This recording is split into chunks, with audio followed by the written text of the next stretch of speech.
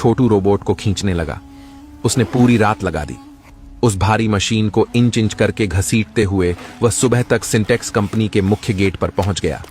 वह कीचड़ से सना हुआ था, उसके कपड़े फटे थे, लेकिन उसकी आंखों में एक अजीब सी आग थी। सुबह के 8 बज रहे थे। कंपनी के गार्ड्स ने देखा कि एक गंदा सा भिखारी बच्चा उनके करोड़ों के अब कचरा बन चुके रोबोट को गेट पर खड़ा करके हाँफ रहा है। गार्ड्स उसे भगाने के लिए डंडे लेकर दौड़े।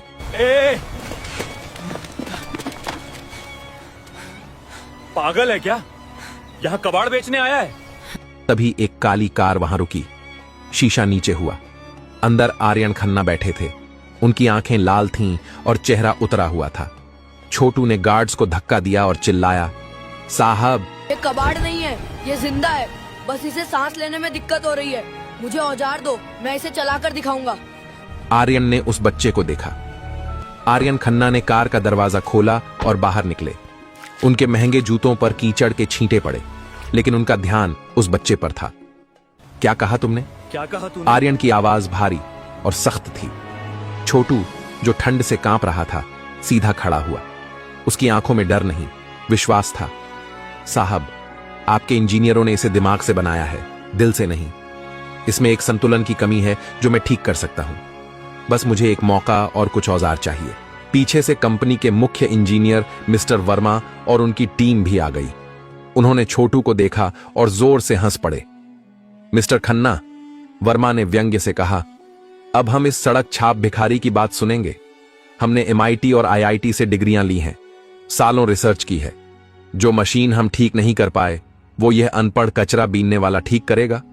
यह मजाक है। दूसरे इंजीनियर ने भी ताना मारा, अरे, इसे लगता होगा कि यह कोई पुराना रेडियो है जिसे ठोक पीट कर चला देगा। सिक्योरिटी, इसे बाहर फेंको। गार्ड्स आगे बढ़े, लेकिन आर्यन ने हाथ उठाकर उन्हें रोक दिया। आर्यन के पास अब खोने के लिए कुछ नहीं था। कंपनी दिवालिया होने की कगार पर थी और उस बच्चे की आंखों में वह जिद थी जो कभी आर्यन में हुआ करती थी। आर्यन ने कहा, अंदर आने दो इसे। लेकिन सर, वर्मा ने विरोध करना चाहा। मैंने कहा, इसे अंदर ले आओ और जो औजार ये मांगे इसे दे दो। वैसे भी वो मशीन अब कचरा है, ये उसे और कितना ही खराब कर लेगा। आर्यन ने फैसला सुना दिया। छोटू को उस हाईटेक लैब में ले जाया गया। चारों तरफ सफेद रोशनी, कंप्यूटर स्क्रीन और AC की ठंडक थी। छोटू वहां एक काले धब्बे जैसा लग रहा था। इंजीनियर्स ने जानबूझकर उसे परेशान करने के लिए पुराने और भारी औजार दिए।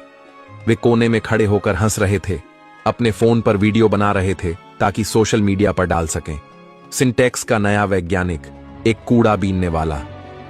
छोटू ने किसी की बात नहीं सुनी। उसने रोबोट के पास जाकर अपनी आंखें बंद की। उसने मशीन पर हाथ फेरा। वह उसके ढांचे को समझ रहा था। फिर उसने काम शुरू किया। उसने सबसे पहले वो हिस्से खोले जिन्हें इंजीनियर्स ने परफेक्ट मानकर सील कर दिया था। उसने देखा कि रोबोट के जोड़ों में जो ग्रीस इस्तेमाल हुआ था वह बहुत गाढ़ा था, जो ठंड में जम रहा था। उसने उसे साफ किया और अपनी जेब से एक छोटी डिब्बी निकाली।